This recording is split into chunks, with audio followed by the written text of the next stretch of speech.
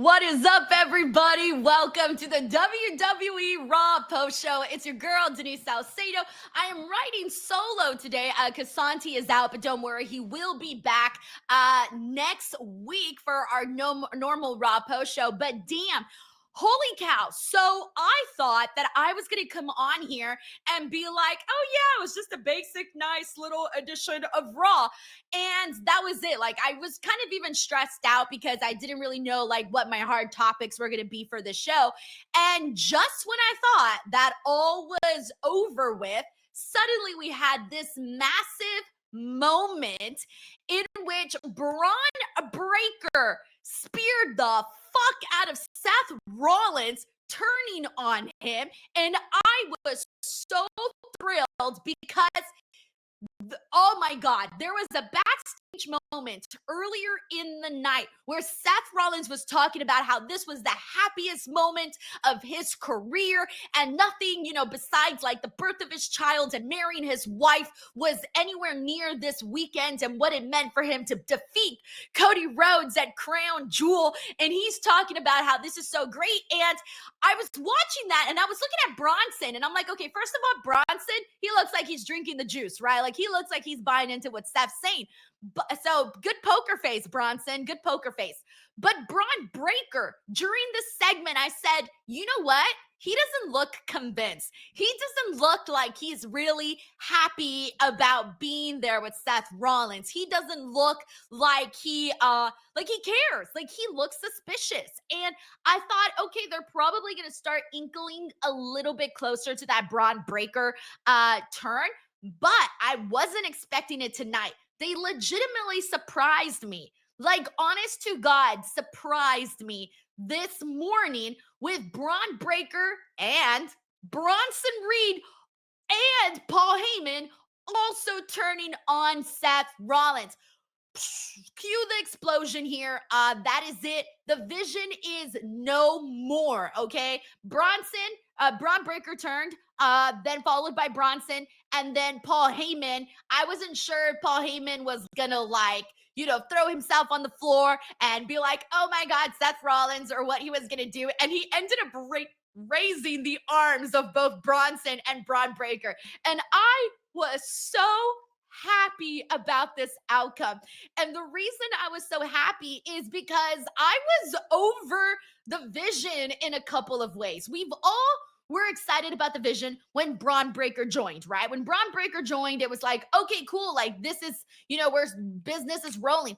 And from the very beginning that Bron Breakker joined the vision, we all knew that the end game was going to be him eventually turning on Seth Rollins. Like we've always known that this was going to be the end game, but we didn't necessarily know when that matchup was going to be, when that moment was going to be taking place, when that matchup would be taking place. We didn't know any of those other details, right? It was just like a wait and see game. Now, I feel like for the most part, a lot of different storylines on WWE. Triple H has sort of been slow walking the dog where he takes his time with certain things. And we've been waiting for certain things to happen and it's been a slow burn. I am thrilled that this moment happened today and that it wasn't a slow burn. I think they had an appropriate amount of time where it felt like, all right, we've done what we could with this story and it is now over. I like this because I wasn't a big fan of the vision because there was like the beginning portions of it. I remember being on here talking about how I didn't like that Bron Breakker and Bronson Reed were looking like they were working for Seth Rollins instead of being like a cool friends group where, they're all bad guys, but they're friends.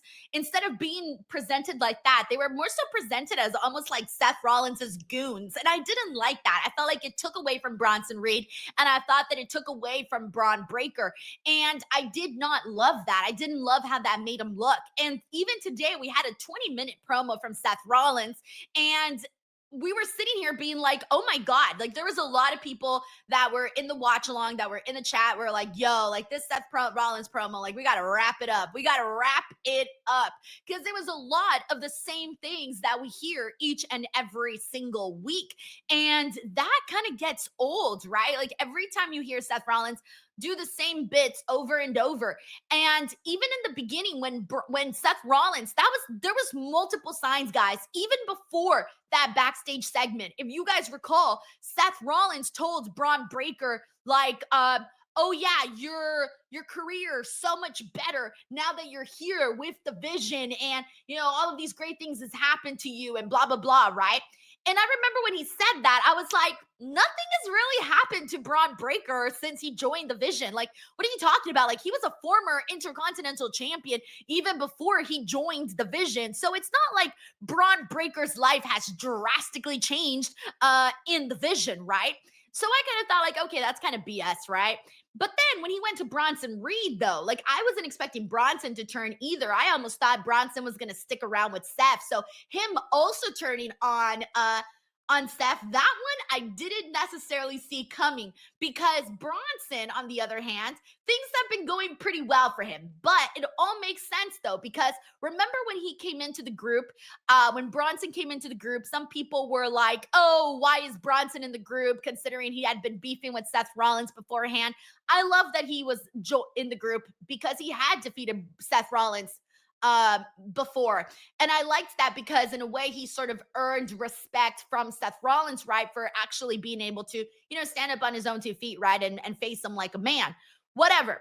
But they also have history. Like, they weren't always the best of friends. No, like, they did not like each other before Bronson was in the Vision. So Bronson, things have been going pretty all right for him. Like, he just defeated Roman Reigns. But here's the thing. He just defeated Roman Reigns.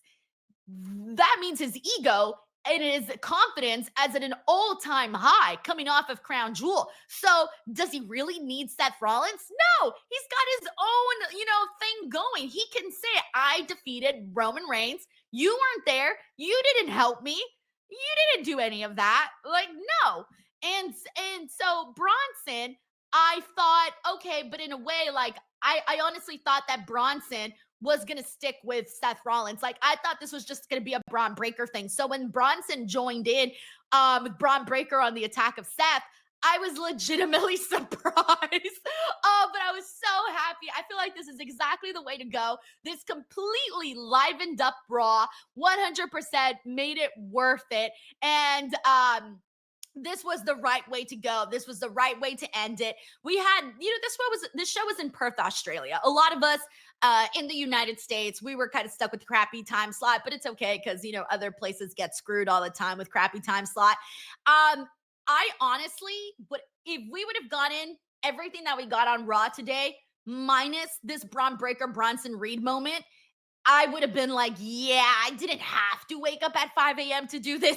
I could have probably skipped this week. No big deal. I probably would have thought that. But with this explosive ending to the show in Perth, Australia, which Perth, Australia, phenomenal job as a crowd, by the way. They fucking killed it. But with the ending, I was thinking to myself, oh my God, had I not woken up to watch and cover this show live, I would have been so mad at myself if I would have missed this moment. Because as a person who watches and watches the weekly product and is invested in what I'm seeing, I wanted to be here for that moment where Bron Breakker and Bronson Reed turn on Seth Rollins. So your girl is happy. I'm happy as a clam right now because I'm interested in this. I'm intrigued. And now I'm wondering how this is all going to play out, considering that right before that, we had CM Punk also, who is now the new #1 contender against Seth Rollins. And it's funny too, because when CM Punk won, when he won his #1 contendership match against Jey Uso and LA Knight, I started thinking, okay, like, I'm a big CM Punk fan, but been there, seen and done that, right? Like, I wasn't necessarily losing my mind because CM Punk was the new #1 contender to face Seth Rollins. I wasn't. We've been there, seen and done that multiple times. So for them to have this explosive ending was 1000% the way to go, because if not, it was going to start to feel like very repetitive. It was going to start to feel like there was nothing new and lively on the show. So great ending to Monday Night Raw. It made it worth me waking up at 5 a.m. to watch the show. So Thumbs up. All right. I'm feeling this is polar opposite of my review from last night for a different show. But let's go ahead and get into some of these super chats that we got here because I'm curious to see what you guys all have to say. We got Bob Ross Jr. here who says, "Holy plot twist, Batman."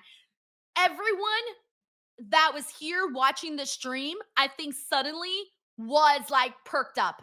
Suddenly, everybody was like, oh shit, we weren't expecting that. And that's the part that I thought what I like was the subtlety. Because even though I noticed in that backstage segment that Bron Breakker didn't really look like he was buying into what Seth Rollins was saying, it was very subtle.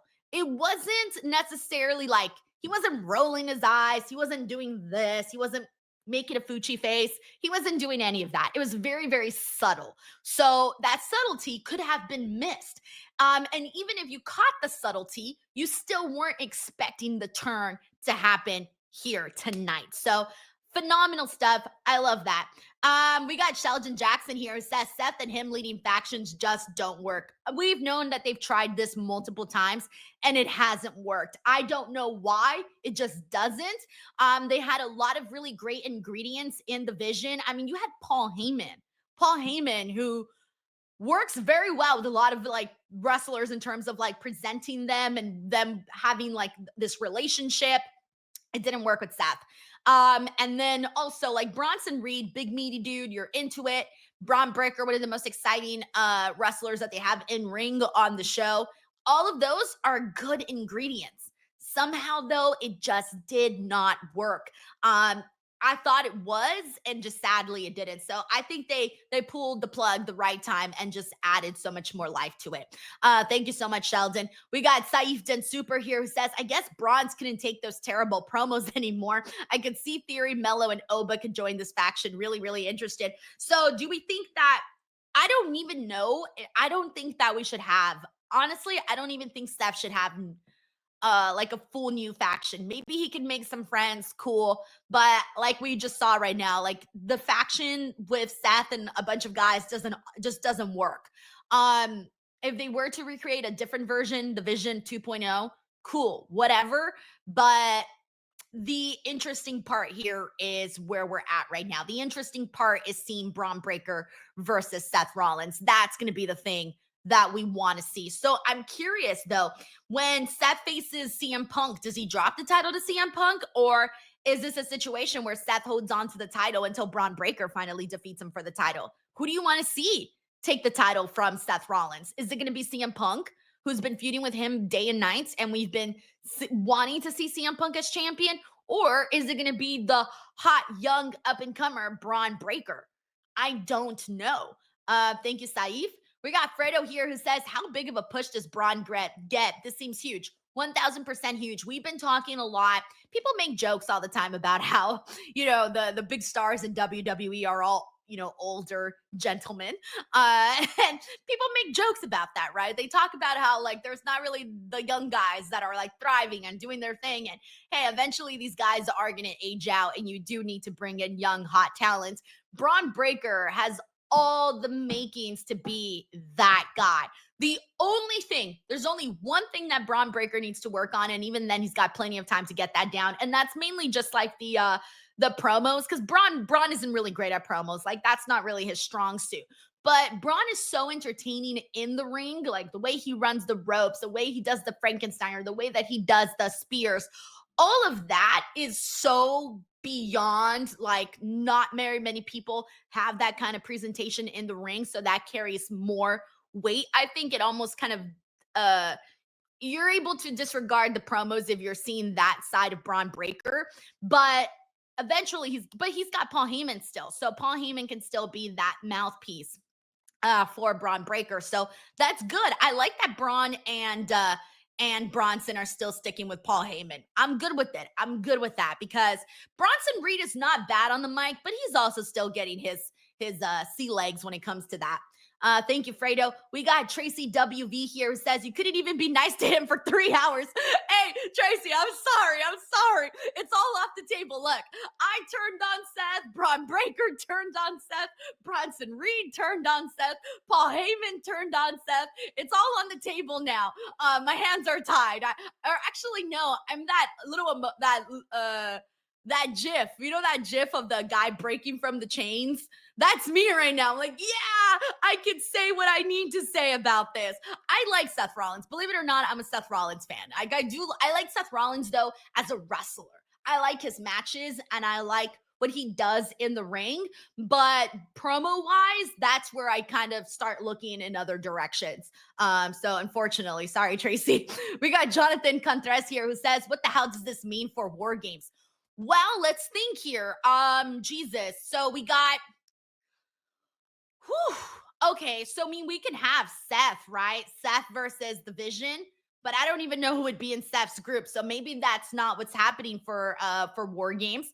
Maybe we see a world where it's I originally thought what I originally thought was I thought it was going to be like Team Seth versus Team CM Punk.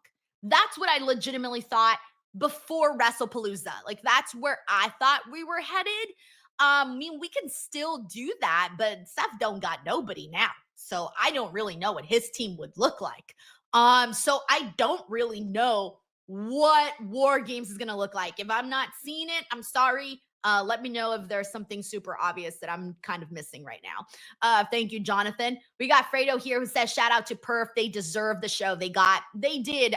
There was an incredible moment in the crowd where when CM Punk came out, there was a girl who had a sign that said she waited 19 years to see CM Punk, and she's like bawling tears. And it's cool moments like that because I think we've all, especially if you've been a long time wrestling fan, I think a lot of us have been in those moments where you kind of get emotional, especially when it comes to your favorites. And so I feel like seeing that sometimes, like you relate to that. And given how much negativity we see on social media and how people are always so mad, getting to see real raw emotion like that, it kind of makes you go like, man, that's what it's all about. When you see your favorites, they mean something to you. And so, yes, I do think the Perth crowd was phenomenal. They brought it Friday. They brought it at Crown Jewel. Crown Jewel delivered. And then Raw today also delivered, especially with the ending. Thank you so much, Fredo. We got Bailey Darley here who says, now time to get spoiled for Americas that didn't wake up early and what's happening with the title. And I believe Seth is hurt. So just a heads up, guys. Raw aired live everywhere. So this isn't like SmackDown, where SmackDown, it only if you had a VPN did you get you could have watched in the morning, sure, but it still aired at its normal time slot at 5 o'clock on USA Network.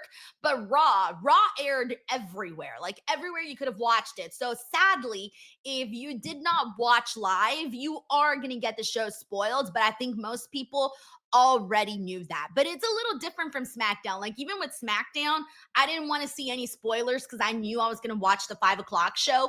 But with Raw, I knew I had to tune in for this time because it wasn't going to be live any other time. So a little bit different situation there between Raw and SmackDown. But yeah, this is going to be a massive thing to wake up to those fans that did not wake up to watch the show, which honestly don't blame them, especially those on the West Coast. Thank you, Bailey. We got Bob Ross Jr. here who says, at this point, whoever lied to Meltzer and gave him a fake War Games info deserves a raise. I did not see that, but also I am a fan of Dave. I respect Dave a whole lot. I used to work for the Wrestling Observer for 5 years, so I have a lot of respect for what they do over there, for both Brian and Dave and everybody else that works there, because I really like those guys over there, and they treated me very well for 5 years. They gave me my first solo show, so I got nothing but respect for those guys over there at the Observer. Thank you, Bob. We got AJ Tripp here who says, guys, don't forget Seth likes to fool people. Don't be surprised if at Saturday night main event the Bronze helps Seth win. Nope, AJ, nope. That if they did something like that, it would be one of the worst storytelling decisions ever. No, you cannot go back on this. This is not meant to be a trick. This is fully on actual turn and breakup of this iteration of the Vision. No, I don't. Let's not even put it out there. That's not going to happen. That would be terrible storytelling. So definitely not. Thank you so much, AJ. We got Terrence Matthews here who says, We all knew it's going to happen eventually, but I don't think anyone was expecting it tonight. Terrence, from your words to me to everybody here, I feel like that's honestly what we were thinking because we all knew it was going to happen. Did not expect it here tonight. Again, that subtlety was a very nice way to go. Like they didn't like overtly plant the seeds, and if they did, they were very subtle seeds. And I like stuff like that, by the way. I like when things aren't so obvious, when they're not like flashing lights in your face, it's a subtlety. I like that. Thank you, Terrence. We got John Stamey, DWO member for 10 months. It says, Happy Monday, Denise. Also, Stephanie versus Roxanne. Let's effing go. So that's another big topic, by the way. We were wondering who is Stephanie's next opponent going to be. And we weren't really sure. Like, we were talking about how, a lot of the girls are kind of caught up in some bigger story time, like not bigger, but some of the other bigger challengers were involved in other stories. So we really didn't know who was going to be next for Stephanie. However, today she was confronted by both Roxanne and Raquel. They had a little confrontation. It was my Latina girls. They were on fire today. And so it's looking like we are going to see Stephanie and Roxanne enter into a program, which I am thrilled about. I wish that Roxanne had more wins going into this, but whatever. They have history. I like Roxanne. She's a former two-time NXT Women's Champion. I had really high hopes for Roxanne Perez on the main roster, and this is actually the thing I've been most excited about for Roxanne on the main roster since she got there, besides the stuff that she briefly got to do with Liv Morgan. I feel like the stuff that she's going to start right now with Stephanie is the thing that I've been most interested in, because I think Roxanne shines best when she is a solo act, right? Because she's such a good wrestler, and I really like what she does in the ring, and I like her personality too. And I don't think we've really gotten to see as much of it on Monday Night Raw. And I think we can really bring it out right here in this feud with Stephanie. And not only that, but she'll have good matches with Stephanie. And before we even get to Stephanie and Roxanne, we'll probably see Stephanie and Raquel, which will also be really good because Raquel has also been on fire. So right now, this feels like, all right, I'm interested. As a first challenger to Stephanie, I'm on board with this one, so I like it. Thank you so much, John Stamey. We got Saif Den Super, who says credit to Triple H for pulling the plug on the Vision. Yeah, I'm with you. That was one of the first things that I said right at the top of the show was sometimes he slow walks the dog. Nah, this time we didn't slow walk the dog. We ran with the dog. All right, I'm hyped, guys. I'm too hyped. Somebody calm me down, please. Somebody calm me down. We got Oscar Laura here who says, thank you, Oscar, for the generous super chat. He says, Paul turned on Seth. Bronson turned on Seth. Bron turned on Seth. Denise turned on Seth. Sports Illustrated turned on Seth. Bald Cross turned on Seth. Yo mama turned on Seth. Your neighbor across the street turned on Seth. Everybody, I'm so sorry, Seth Rollins. But we had to wrap it up, bro. We had to wrap it up. I'm very sorry, but it just we had to call it a day and move on. Thank you. Next, in the words of Ariana Grande. Thank you, Oscar Laura. We got Bailey Darley here who says I would like Punk to take the title from Bron Breakker so Seth can recover solo. MFTs versus Wyatt 6 will be War Games. Oh yeah, I forgot about that storytelling that they're doing there too. The only thing though, Bailey, is that I don't really feel like the MFT, My Family Tree, and the Wyatts as War Games I don't feel the star power is nearly as strong as it has been in the past. I think you need to put like more star power in there. And sadly, the My Family Tree really hasn't been top notch. And the Wyatt Six, like, even though the fans love them, they've also kind of not been like top tier on the show. So I like the story, but I don't think that should be the War Games match. But let me know what you guys think on that. Thank you, Bailey. We also got Oscar Lara here who says Seth with Los Americanos for War Games. Bro, at this point, those might be his only friends that he can get. Bring them in, guys. You're up, Los Americanos. Thank you, Oscar. We got Terrence Matthews here who says, could this potentially lead to Seth and Punk team? Nope, absolutely not. They should not team up together. I think when two guys have history like that, where they hate each other so much and one of them keeps calling him a cancer, nope. I'm sorry. Seth Rollins and CM Punk should not be a team. They're freaking beefing with their wives. Both of them have put their hands on each other's wives. No thanks. Absolutely not. Do not team Seth and CM Punk together. That would be hella stupid. It just wouldn't be good. So sadly, I'm out on that one. When you get so personal and so much beef for such a long time, like there are two people I never want to see team up together or be on good terms, and that is Seth Rollins and CM Punk, and that is Drew McIntyre and CM Punk, because of all of what has gone down in their respective storylines. Thank you, Terrence. We got David Primero here who says Braun turning on Seth makes him a hotter commodity. Braun's stock went all the way sky high right now. He like soared. Bro is like Katy Perry in the little rocket. Bam, he went up. We got David Primero who says, don't tell me Seth will make team with CM Punk for War Games. Nope, I don't think he should. So hopefully they don't do that. That would be a stinking bad call. So I would presume that Triple H would not make that call. I hope he would not make that call. We got CJ here who says, completely unrelated to the show, I just saw Mike Chioda saying about refs should get inducted into the Hall of Fame. What are your thoughts on that? I'm with it. I think if you are a person that has contributed to the wrestling space in a tremendous way, whether that's a Hall of Fame, interviewer, announcer, I think that you should be part of the Hall of Fame, because remember, like, wrestling isn't just about, you know, the people that you're just seeing there. There's a lot of people that play into this big, you know, it's a big beast, man. It's a big monster, this pro wrestling business. And there's hundreds and hundreds of people that are a part of that. So I say acknowledge the people that have made an impact, even if they are not necessarily, you know, wrestlers. Thank you, CJ. We got PWS who says, imagine the fans in the US still sleeping. Bro, that would have been me. It's 8:01 a.m. I don't wake up at 8:01 a.m. I usually wake up at 9 a.m. Thank you, PWS. We also got Fredo here who says, oh, a Stephanie Roxanne Liv triple threat for a big PLE would be amazing. Yeah, man. I can't wait till Liv comes back, because I'm curious to see if they pick up on the stuff that she did with Roxanne Perez. I think they should. Also, AJ Lee's been gone for a minute. Like, she still hasn't been back. I was expecting them to pick up that storyline with her and Becky Lynch, and that still hasn't necessarily culminated.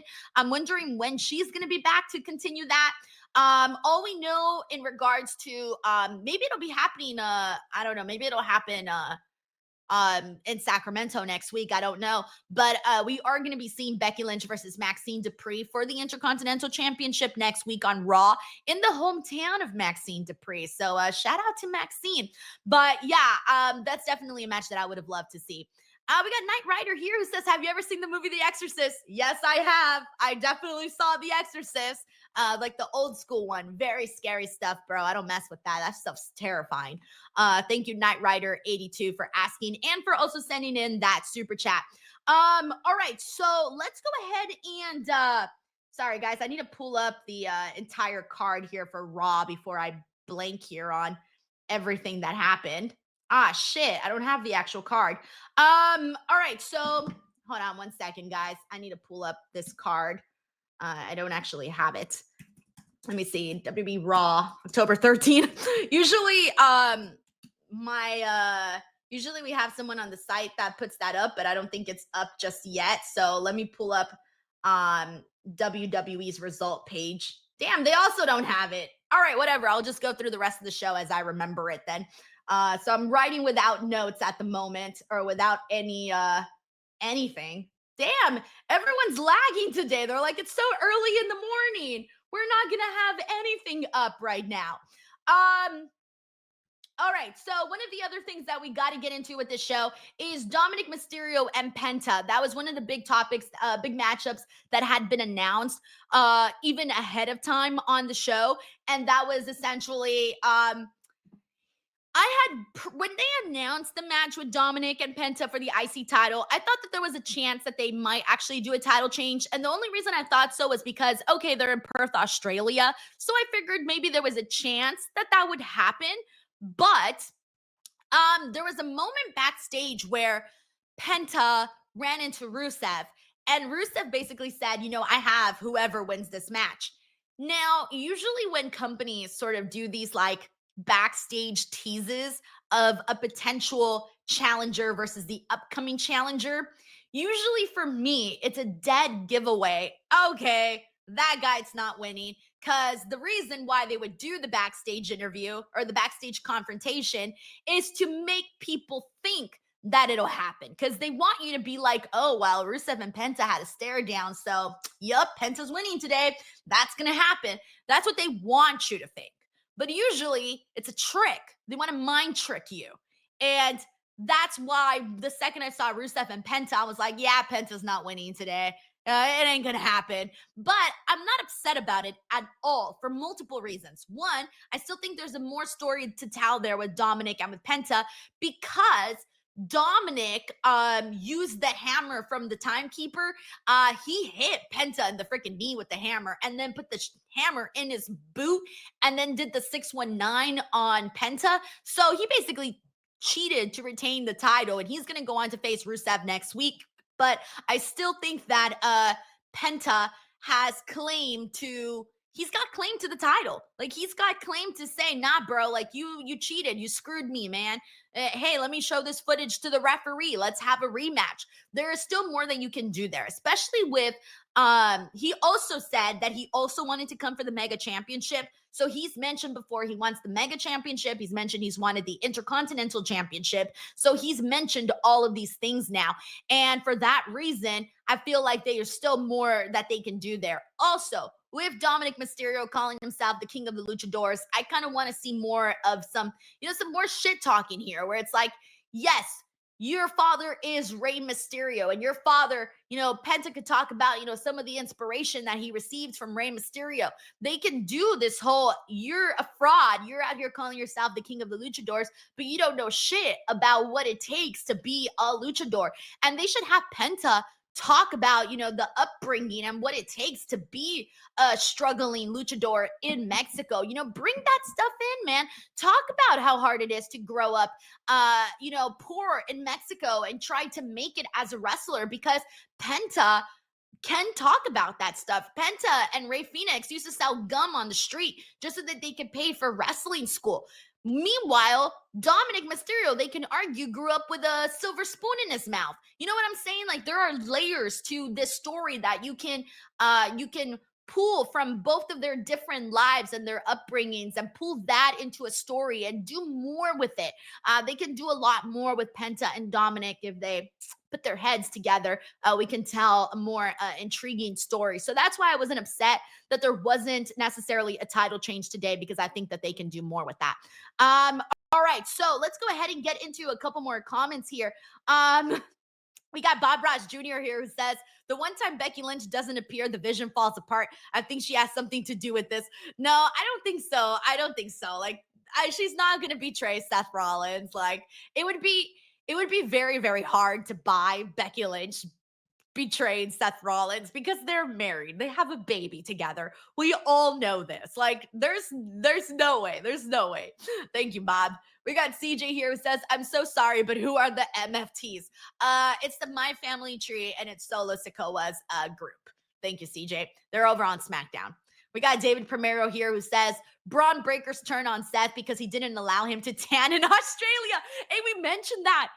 I don't know if you were here when I mentioned that on Crown Jewel. I did say that Bron Breakker didn't look like his normal amount of tan. He looked a little lighter than he usually does.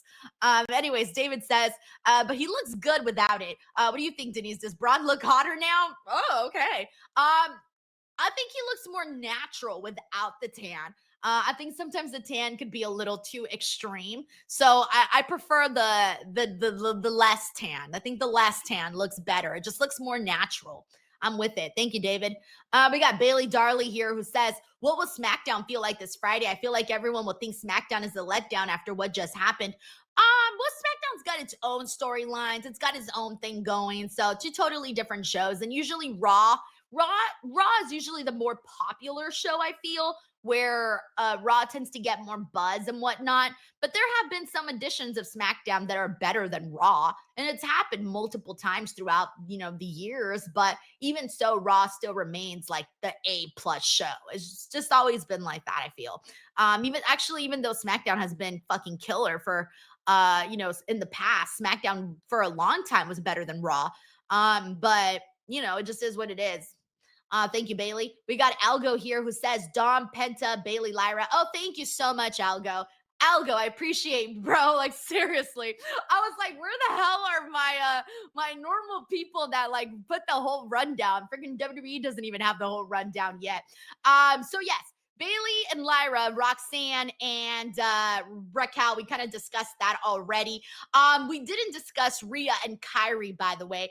Asuka slapped Kyrie again, put her in a match with Rhea, and Rhea just basically ran through Kyrie. Kyrie tried her best, but she could not get him on Rhea whatsoever. Rhea defeated her, and afterwards, we still continue to see Asuka and Io going at it afterwards. So this continues this whole story with both of these teams, which I don't mind at all because I am digging. I dug what they did at Crown Jewel. It was one of my favorite matches of the night, and I'm interested in the story. I'm interested to see how we continue going, and eventually Kyrie, she's got to break free from Asuka, so that's going to be a big moment, especially with the way Asuka has been treating her. So yeah, Jimmy and Bronson Reed, that was another match that we saw play out in which Bronson literally, so Jimmy went in there with not 100% at all. Like he had broken ribs. He was all taped, not broken ribs, but his ribs were messed up. And he had like tape all over his ribs. Like he wasn't looking great, right? And Bronson hit him with like tsunami splashes to the front, to the back. I mean, multiple times. Then Braun got him with multiple spears. Eventually, Jay went out there to help him out. Jimmy didn't want him to help out, but he still went out there. But I feel like I was surprised they didn't have Jimmy stretchered out at the end of this segment because I'm like, yo, you went in there, you weren't even 100%, and then you took that hell of a beating. Like I feel you gotta be like a broken down man at this point. And they didn't. I was kind of hoping he kind of did get stretched out to kind of sell this a little bit more because it was a gruesome beating. I even thought like, damn, are they gonna write off Jimmy Uso for like a few weeks because this beating is a little much for Jimmy. Poor Jimmy, But yeah, I think I covered everything else, right? We talked about LA Punk and Jay. Punk won. We already discussed that. Sadly, that got very, very overshadowed. The big thing was obviously the turn. Thank you so much, Algo. We got Bobby Means here who says, what do you think this means for War Games now that the Vision has turned on Seth? Give me your take. Yeah, so we kind of discussed that a few minutes ago where I had originally thought we were going to be seeing Team Seth versus Team CM Punk. But now that Seth Rollins doesn't have anybody, I don't really know what that is going to look like. I feel like that feels a little bit more up in the air. I'm hoping that somehow, some way that we get John Cena involved in that. I don't know how, but that's one of the things that I still want to see. But in regards to who's going to be the teams now, I don't know what that's going to look like. Because again, my original thinking was, oh yeah, it's going to be Seth and Punk. But now he's got no friends. Unless he wants to go in it alone, find some new friends, hold some auditions, get some people to join his team. Crazy stuff. Thank you, Bobby. We got CG here who says, oh yeah, if they've done MFT versus Wyatt's, I'd throw tomatoes. Yeah, like I said, the star power just isn't there to do that as a War Games match, unfortunately. We got A Ninja in here. Sorry. A Ninja, thank you so much for the super chat. He says, someone said it might be a ruse to prolong Punk versus Rollins, and I hope not. No, it would be the stupidest thing on planet Earth to make this a ruse. Like legit, I do not think that would be the way to go. And if they did decide that this was going to be a ruse, I would call it, like I see it, the stupidest thing. That would be awful. I do not think they should do that. I think that Bron Breakker, like we've known, has always been the end game to turn against Seth. Now they've done it. Let's go through with it. I want to see this. I want to see Bron Breakker skyrocket as a star on the show, having turned on Seth Rollins. Do not let it be a ruse whatsoever. Let it be what it is. just keep it simple, man. Keep it simple. Tell the story of Bron Breakker being like, nah, I don't want to be your boy. I don't want to be in the background. Bronson Reed, same thing. I don't want to be in the background of Seth Rollins. I don't need Seth Rollins. Look at me. I defeated Roman Reigns. Keep that going. Keep it simple. Tell a story. I'm with it. Let's not do this ruse crap like they did with the injury thing. So I'm totally against that. Thank you, A Ninja, for also sending in this super chat. Alrighty, guys. Wow. So let's see. I think I pretty much got everything for Monday Night Raw. Wow. So great times. Thank you, everybody. That was a lot to kind of get into, but I feel excited about what we saw. Overall, it was worth tuning into the show today for that phenomenal ending. Excited where we go from here. And yeah, there's a lot of great stuff upcoming this month. We still got NXT Halloween Havoc. And then, of course, we're working our way to War Games next month. Plugger here says, I was there, all 3 great shows. Raw, what an ending. Plugger, congratulations, man. I'm glad you got to see. You got a really good PLE, a solid PLE. Every match was good. And then you got an explosive ending and a pretty decent SmackDown. You got your money's worth, bro. You should be happy, man. You got your money's worth. I think Australia definitely won with these 3 shows. And honestly, coming off of WrestlePalooza, WWE needed a weekend like this. They needed a strong weekend. These last 3 shows that they've done, Raw, SmackDown, Crown Jewel, and Raw, were a good way to kind of get people to forget about how did Santi say it? WrestlePalooza, to kind of get rid of that thought process with that. Yeah, get it out of our minds, bro. Get it out of our minds. We also got Inferno here who says, what happened with AJ Styles tonight? Oh, yeah, he had a confrontation with Dominic Mysterio and had a little moment there with Adam Pearce as well. So that I feel, man, freaking AJ, guys. Like AJ Styles with John Cena, they truly just had a moment, a matchup that I will never forget. Like that was so cool to see them at Crown Jewel, and what they did was so special. So yeah, that was basically what we went through today with AJ, and we're still kind of keeping that going with Dominic Mysterio. So I'm wondering where else we go from here. Thank you so much, Inferno. And yeah, I agree with Big Time Baxter here, who says AJ Styles and John Cena was magical. Woo-wee. Yeah, and a lot of people have been also wondering if AJ is going to take the title away from Dom. I don't know. I feel like it should be I mean, look, AJ's almost up, guys. His time's almost up in WWE. He's going to retire next year. So if you want an Intercontinental Championship run with AJ, you can go for it. Penta can maybe take the Mega Championship. I don't know. We'll see, but it could still be AJ, especially because they're still considering since they're still continuing this with AJ and Dom. But Dom has a match next week with Rusev. I don't think Rusev's defeating him. If he did, that wouldn't be the best call. That wouldn't be the best call. Alrighty, everyone. That is it. That is our show for today. Thank you so much to everybody who's been hanging out with me on all of these streams, all of these reviews. I hope you guys enjoy them. Next week, Santi will be back and we'll continue our normal post show. So sorry for just having to hang out with me today. Hopefully it wasn't too bad. But hopefully you guys did enjoy it. And if you did, please don't forget to subscribe to the channel. Leave some comments in the comment section below. Hype this video up. Hit that like button. Thank you guys so much. And I will see you guys back here tomorrow for some NXT coverage. Bye, all.